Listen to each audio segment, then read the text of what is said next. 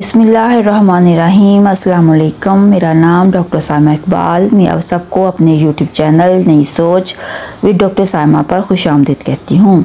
आज जदीद उर्दू गज़ल के हवाले से मेरे लेक्चर का उन्वान है फ़ानी बदायूनी के कलाम की खूबियाँ। आएँ इसका आगाज़ करते हैं। इनका असल नाम शौकत अली ख़ान था। वतन बदायून और तखल्लुस फ़ानी बदायूनी 13 सितंबर 1879 को बलसी बदायून में पैदा हुए और 1941 तक दुनिया के मेले और ज़िंदगी के झमेले में गिरफ्तार रहे। शाह आलम के अहद में इनके बुज़ुर्ग असालत ख़ान काबुल से आए और दरबार दिल्ली से वाबस्ता हो गए। असालत ख़ान और उनकी औलाद को दरबार दिल्ली से मनसब और ख़िताबात अता हुए। नवाब बिशारत ख़ान जो फ़ानी के परदादा थे बदायून के गवर्नर मुकर्रर हुए। फ़ानी ने जब आँख खोली तो ऐशो फरागत की ज़िंदगी उन्होंने बसर की। फ़ानी बदायूनी का तल्लुक़ एक मोअज़्ज़ज़ और इल्मी ख़ानवादे से था जिनके आबाओ-अजदाद शाही दरबार से वाबस्ता रहे। उनके परदादा नवाब बिशारत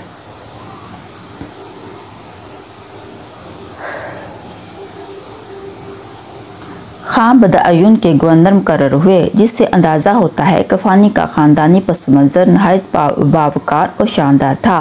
फ़ानी ने एक ऐसे माहौल में आँख खोली जहाँ आसाइश, तहज़ीब, इल्म और तमद्दुन के अनासिर नुमायाँ थे। उनकी इब्तदाई ज़िंदगी ऐशो फरागत में गुजरी, जिससे उनकी शख्सियत में एक ख़ास वक़ार और नरमी पैदा हुई जो बादअज़ा उनकी शायरी में झलकने लगी। फ़ानी के वालिद सख्त मिजाज थे और उनकी शायरी के मुखालिफ थे। फ़ानी को इश्क में नाकामी, मुलाज़मत में नाकामयाबी का सामना रहा। तहम बरेली कॉलेज और बिलखसूस अलीगढ़ में हसरत मोहानी और उर्दू मोहल्ला से कुर्बत ने उनकी अदबी शख्सियत को नखारा। उन्होंने वकालत को मुलाज़मत पर तरजीह दी, मगर शायरी से वाबस्तगी ने उन्हें वकालत की अमली दुनिया से दूर रखा। वो शाहाना मिजाज के हामिल थे, जिसका इजहार कलकत्ते, बम्बई, लखनऊ और हैदराबाद की आज़ाद ज़िंदगी और हुज़ूर ख़र्चियों से होता है। उनके मजमुआ कलाम दीवाने फ़ानी का पहला एडिशन 1921 में नकीब प्रेस बदायून से शाया हुआ। इसके बाद बाक़ियात फ़ानी 1926 में आगरा अखबार प्रेस से मंज़र-ए-आम पर आया। इसके बाद अरफानियात फ़ानी, जिसमें बाद का कलाम भी शामिल था, अंजुमन तरक्की उर्दू हिंद दिल्ली के ज़ेरे एहतमाम 1939 में शाया हुई। उनका एक और मुख्तसर मजमुआ वजदानियात के उन्वान से 1940 में मनसा शुहूर पर आया। यासियत का अमाम फ़ानी बदायूनी के कलाम में यूँ तो वारदात क़ल्ब नज़र, अखलाकियात, फ़लसफ़ा, तसव्वुफ़ का बयान भी मिलता है, लेकिन यासो नामीदी के मज़ामीन बड़ी आबोताब के साथ कलाम में ज़ाहिर हुए हैं और इसी बिना पर उन्हें यासियात का शायर कहा गया, जबकि फ़लसफ़ा, तसव्वुफ़ भी उनके कलाम में नुमाया है।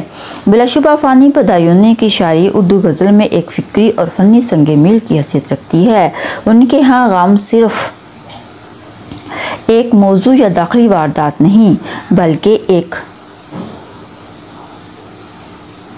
मुकम्मल तर्ज़ एहसास है जो इंसान के शऊर, तकदीर और कायनाती नज़म से हम आहंग होकर उभरता है। उन्होंने ज़िंदगी के अलमियों को इंतहाई लतीफ़ और पुरवकार अंदाज में पेश किया, जिससे उनके शायर में एक ऐसी संजीदगी और सच्चाई पैदा होगी जो महज जज्बाती या रोमानवी गज़ल से बुलंदतर है। फ़ानी की शायरी में कनूतियत के बावजूद एक फ़िक्री वक़ार और दाखिली इस्तकामत पाई जाती है, जो उनके गम को कमज़ोरी नहीं बल्कि शऊर की पुख्तगी बना देती है। फ़ानी बदायूनी को इब्तदाई दौर ही में अदबी हलकों में गैर मामूली पजीराई हासिल हो गई। वो अपने अहद के मुमताज़ शोरा में शुमार होने लगे। लखनऊ, इटावा, मीनपुर, अलीगढ़ और आगरा के मुशायरों में जब उनकी गज़ल सुनाई जाती तो वो मुशायरे का हासिल करार पाती। हालांकि उनके बज़्मों में जगाना, चंगेज़ी और जिगर मुरादाबादी जैसे जय्यद और बुलंद पाया शोरा भी मौजूद होते। फ़ानी की अदबी शोहरत का बाकायदा आगाज़ 1920 से हुआ और 1930 तक वो अपने फ़िक्री और फ़नी अरूज को पहुँच चुके थे।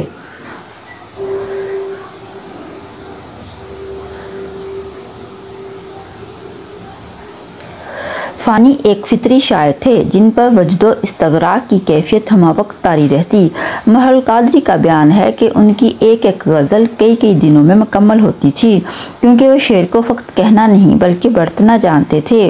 उनके रुफ़का इस अमर पर मुत्तफ़िक़ थे कि फ़ानी के वजूद से एक शिकस्ता दिली, एक सूफियाना इस्तग़ना और एक गैर मरई कर्ब की कैफियत मुतशरह होती थी।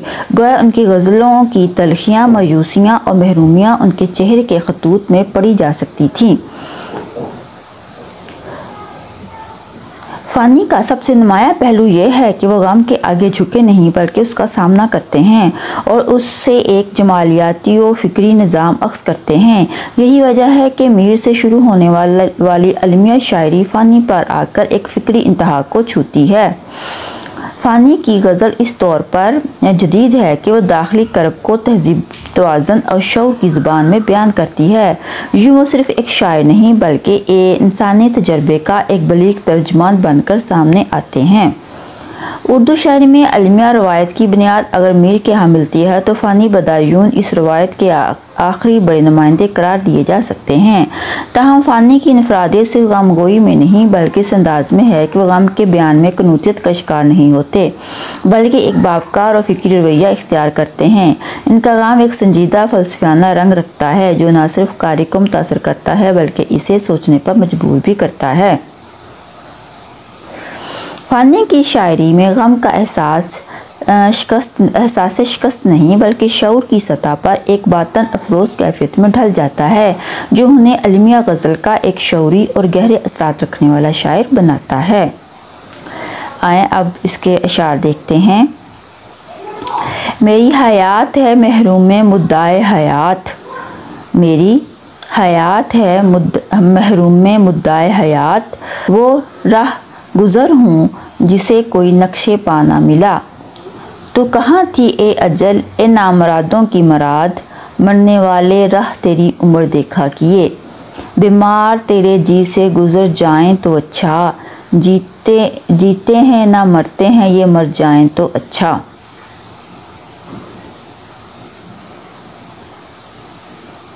फ़ानी के कलाम में तसव्वुफ़ के अनासिर। कहा जाता है कि फ़ानी इश्क़ के रास्ते गम की वादी में उतरे और यही गम बिलाखिर उन्हें तसव्वुफ़ की दुनिया तक ले गया जहाँ उनके बातन पर असरार और कायनात की परतें खुलने लगीं। हम यहाँ अपने साहिब ज़ौक़ कायरीन की तवज्जो फ़ानी की शायरी के एक ऐसे पहलू की जानिब मबज़ूल कराना चाहते हैं जिसे बिजा तौर पर इस्लामी तलमीहात से मसूम किया जा सकता है। फ़ानी बदायूनी की फ़िक्र में खुदा के अदल और इंसाफ पर कामिल यकीन झलकता है। वह अपने गुनाहों या लग़ज़शों के बायस मायूसी का शिकार नहीं होते क्योंकि उनके नज़दीक रब्बुल कायनात सितारुल अयूब है, पर्दा पोश और दरगुजर फरमाने वाला। इसी अकीदे के तहत फ़ानी बारहा अपनी शायरी में अल्लाह की रहमत और मग़फ़िरत की उम्मीद रखते नज़र आते हैं। यूँ उनकी मज़हबी शऊर और तसव्वुफ़ से वाबस्तगी का लतीफ़ इज़हारिया है।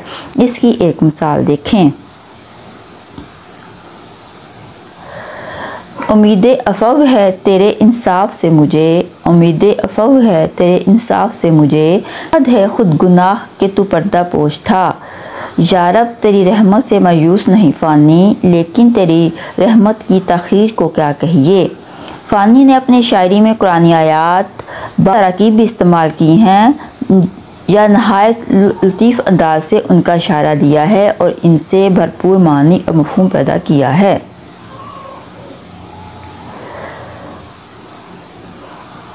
लोहे दिल को गमे उल्फत को कलम कहते हैं, कुन है अंदाज़े रक़्म हुस्न के अफ़साने का। तूर तो है रब्बे अर्नी कहने वाला चाहिए, लन तरानी है मगर ना आशनाए गोश है।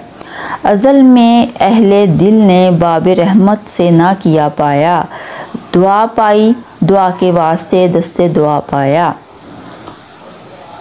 हुस्न के अदाशनास फ़ानी।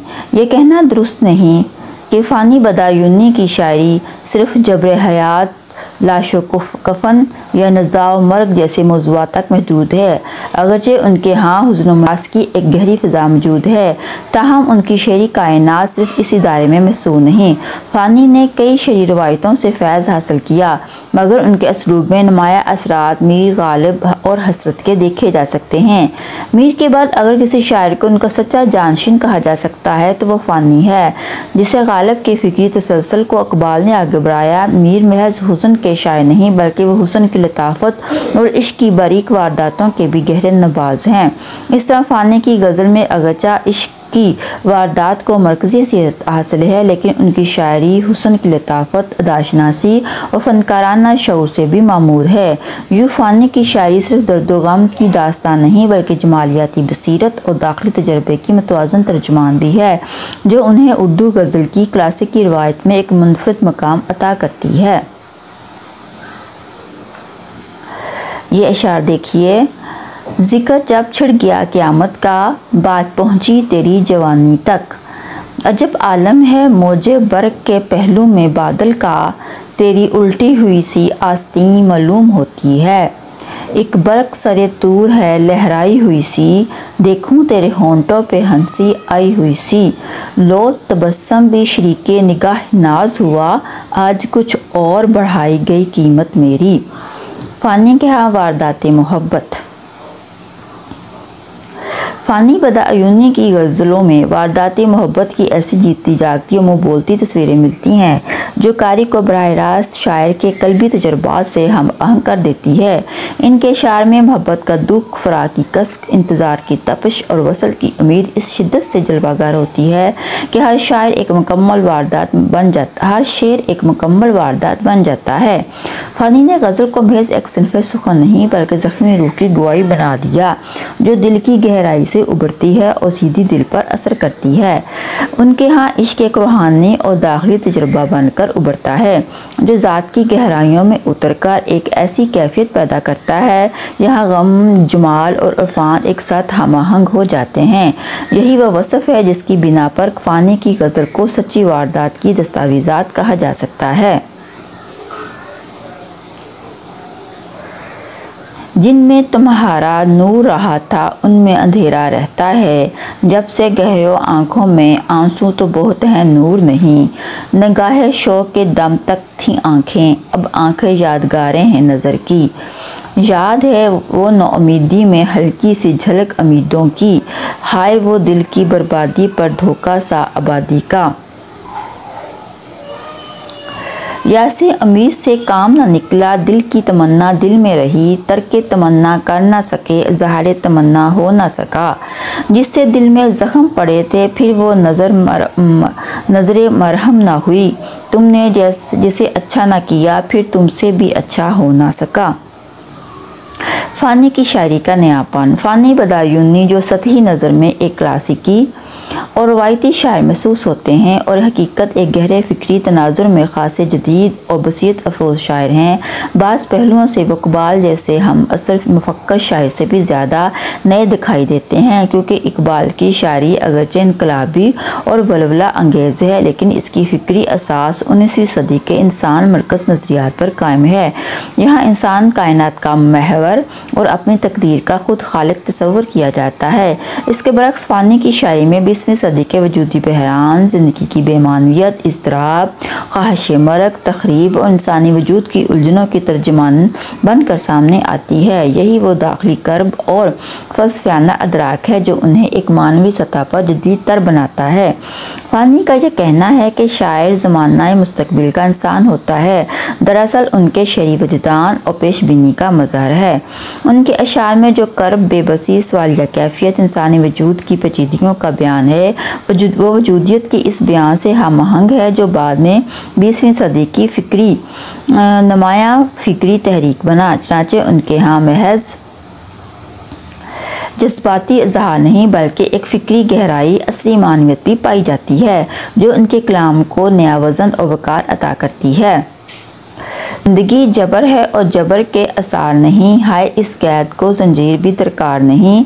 एक मौमा है समझने का ना समझाने का, ज़िंदगी काहे को है ख्वाब है दीवाने का। ये कूचे कातिल है आबाद ही रहता है, एक खाक नशी उठा, एक खाक नशी आया।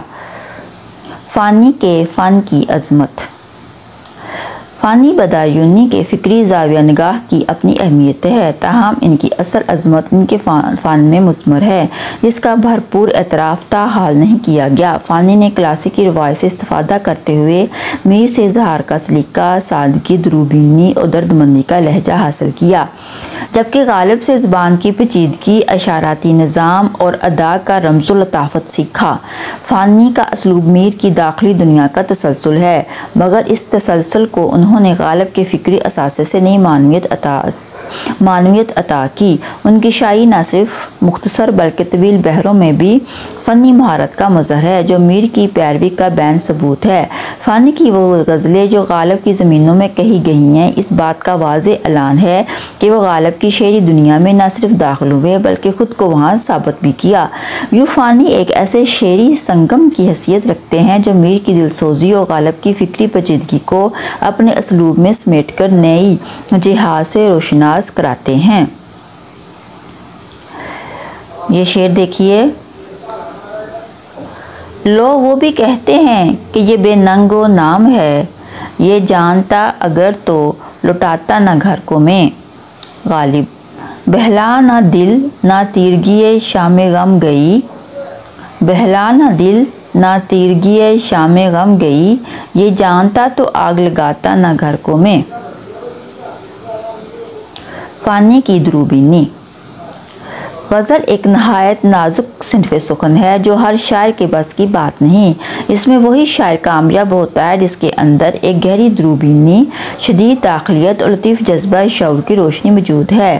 फ़ानी बदायूनी की गज़ल इस मेयार पर पूरा उतरती है क्योंकि इनके यहाँ ख़ारिजी और दाखिली तजर्बे में ढल कर वादात कल्बी की शक्ल इख्तियार करता है।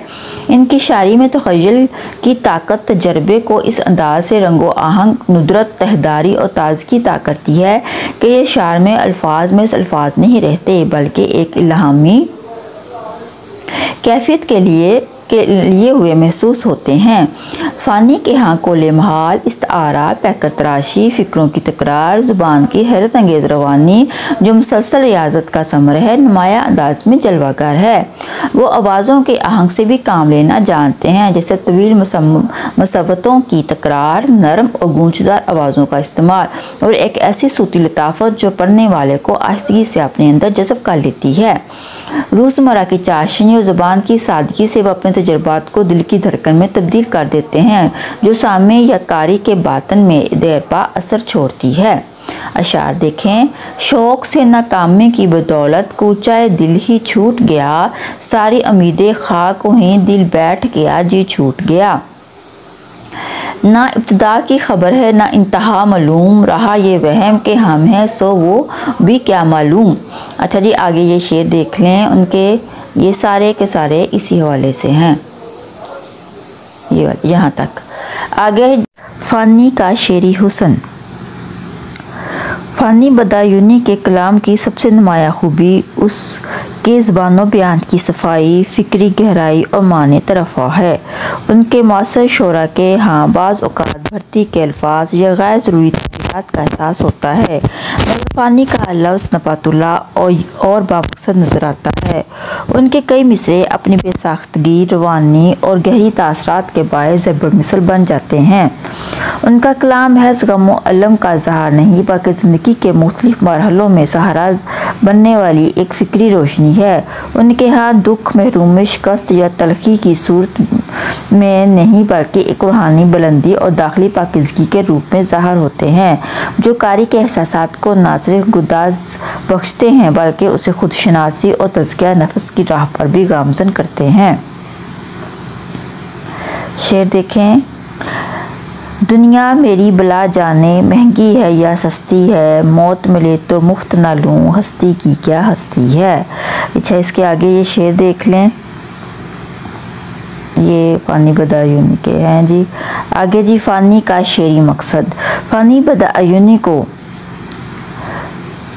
किसी मकसदी, इस्लाही या वक्ती पैगाम की तरसीद का वसीला तस्लीम नहीं करते। उनके नज़दीक शायरी का जौहर उसकी दाखिली सदाकत और फ़िक्री तहदारी में पोशीदा है, ना कि उसके अमली या मादी अफादियत में है। ताहम इस इंकार का हरगज़ ये मतलब नहीं कि वो शायरी की अज़मत या उसके असर आफरीन किरदार से गाफिल थे। अपने आखिरी अय्याम में उन्होंने हैदराबाद रेडियो से एक तकरीर में शायरी के मनसब और शायर के फ़िक्री मिशन पर गुफ्तगू की, जो उनके शहरी तसव्वुर को समझने के लिए कलीदी अहमियत रखती है।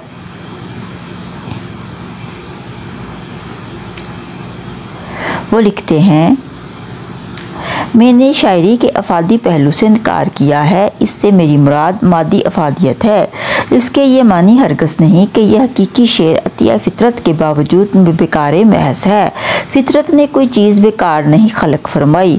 मकासद वजूद अलबत्ता जुदा जुदा हैं, एक नहीं।